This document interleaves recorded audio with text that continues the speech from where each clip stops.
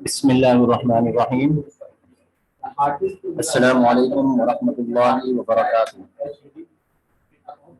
ہمارا چیپٹر جو چل رہا ہے، سبق ہمارا جس چیپٹر میں ہے فضائل قرآن، اس میں سے ہم نے بھائی سورہ یاسین کے فضائل، سورہ یاسین کی فضیلت، پہلی سورت تھی فضائل قرآن میں سے پہلی سورت کے جو فضائل تھے وہ ہم نے پڑھ لیے. آج کے سبق میں ہم سورۃ الواقعہ کے متعلق پڑھیں گے اور سورۃ الواقعہ کی جو فضیلت ہے، جو فضائل ہیں وہ پڑھیں گے.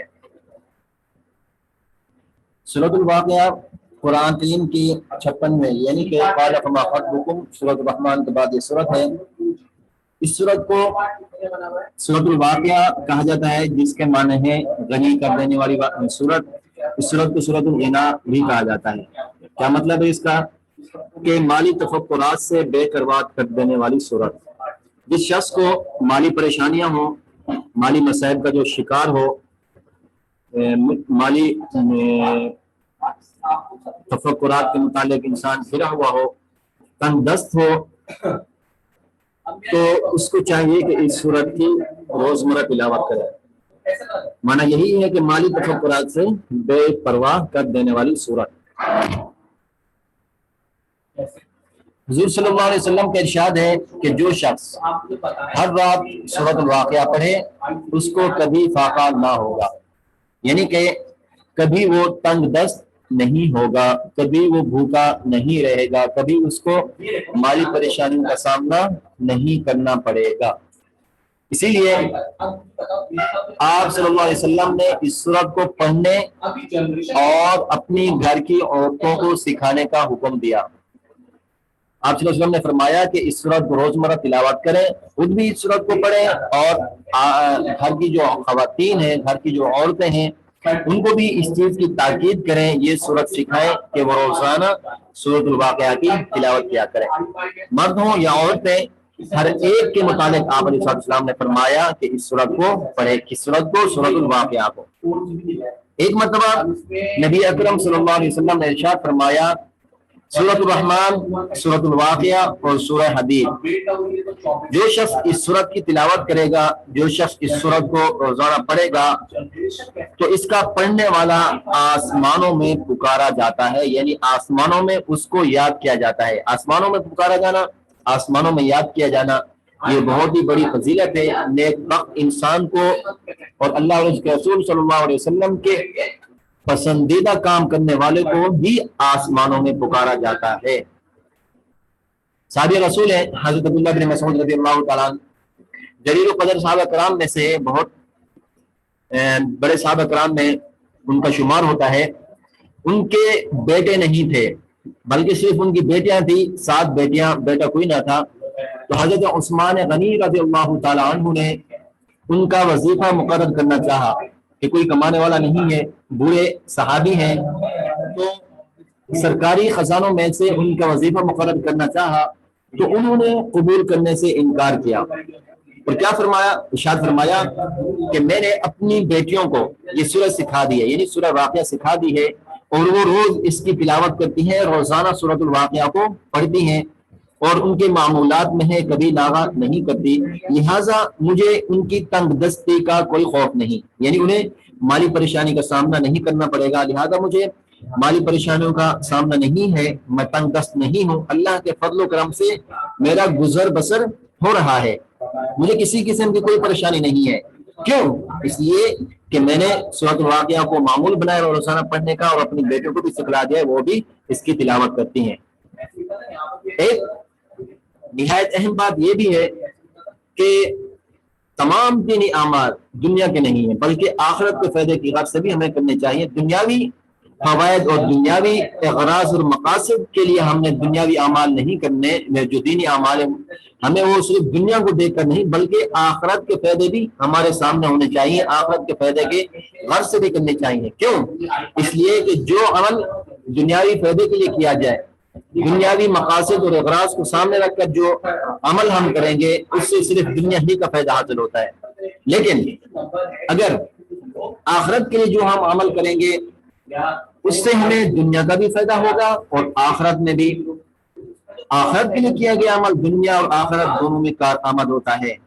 اس کے علاوہ دنیا آخرت کے مقابلے میں بے حد حقیر ہے۔ دنیا کی کوئی قدر و قیمت ہی نہیں ہے۔ اس لیے اللہ رب العزت، آپ صلی اللہ علیہ وسلم نے فرمایا کہ اگر اللہ رب العزت کے ہاں دنیا کی کوئی قدر اور قیمت ہوتی تو اللہ رب العزت اس دنیا کے اندر انسانوں کو رہنے کے لیے، عیش اور عیشت کی زندگی گزارنے کے لیے بے جا روک ٹوک نہ ہوتی، چونکہ دنیا کی جو قدر و قیمت ہے ایک مچھر کی پر کے برابر بھی نہیں، اس قدر ذلیل اور حقیر ہے۔ اور دنیا کے اندر ہمیں بھیجا بھی اسی لیے گیا ہے کہ ہم اس کے اندر نیک اعمال کریں، اور مقصد ہمارا یہی ہے کہ ہم اللہ کے بتائے ہوئے اصولوں اور طریقوں کے مطابق زندگی گزاریں۔ جب ہم اللہ اور اس کے رسول صلی اللہ علیہ وسلم کے احکامات کے مطابق زندگی گزاریں گے، جس مقصد کے لیے ہم اس دنیا میں بھیجے گئے ہیں اس مقصد میں ہم کامیاب ہوں گے، تو آخرت کی طرح طرح کی نعمتوں سے مستفید بھی ہوں گے۔ دنیا آخرت کے مقابلے میں بے حد حقیر ہے، اگر نہ بھی ملے تو کوئی نقصان نہیں۔ دنیاوی اگر ہمیں فوائد نہیں ہے، عیش و عشرت کی زندگی نہیں ہے، پریشانیوں سے ہم گھرے ہوئے ہیں، تو کوئی افسوس کی بات نہیں، اس میں کوئی نقصان نہیں، کیونکہ اس نے ایک دن تو ختم ہو ہی جانا ہے۔ دنیا میں تو بالآخر ختم ہونا ہی ہے۔ دنیاوی زندگی ہمیں جو ملی ہے ایک نہ ایک دن ہم نے یہاں سے کوچ کر جانا ہے۔ ایک نہ ایک دن جو بھی شخص دنیا میں آیا ہے وہ یہاں سے کوچ کرنے کے لیے آیا ہے، وہ یہاں سے جانے کے لیے آیا ہے۔ پوری کی پوری دنیا لگ جائے، پوری کی پوری انسانیت، پوری کی پوری جمیع مخلوقات اس چیز پر لگ جائے کہ جو اس دنیا میں آیا ہے وہ اب اس دنیا سے نہیں جائے گا، سارے متفق ہو جائیں، لیکن پھر بھی کوئی شخص ایسا نہیں جو موت سے مزیل و موت سے جو بچ سکے، موت سے جو بھاگ سکے۔ ہر ایک چیز نے ختم ہو جانا ہے۔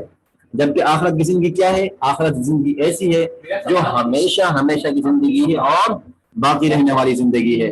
لہذا ہمیں دنیا کو نہیں بلکہ آخرت کو اپنا نصب العین بنانا چاہیے۔ ہماری نظر، ہمارے خیالات، ہمارے دل و دماغ میں آخرت بسی اور رچی ہونی چاہیے۔ جب یہ چیز ہمارے سامنے ہوگی تو انشاءاللہ یقیناً ہم سے کوئی گناہ سرزد نہیں ہوگا، ہم سے کوئی برا کام، برا فعل سرزد نہیں ہوگا۔ اللہ اور اس کے رسول صلی اللہ علیہ وسلم کے احکامات کے مطابق ہم زندگی گزارنے والے ہوں گے۔ کامیاب شخص وہی ہے جس نے اللہ اور اس کے رسول صلی اللہ علیہ وسلم کے احکامات کو مانتے ہوئے اللہ اور اس کے رسول صلی اللہ علیہ وسلم کی تعلیمات کے مطابق زندگی گزاری۔ ناکام اور نامراد وہی شخص ہے جس نے آپ علیہ السلام اور اس سے دنیا کے خالق اور مالک اللہ رب العزت کی ہستی کو ناراض کیا۔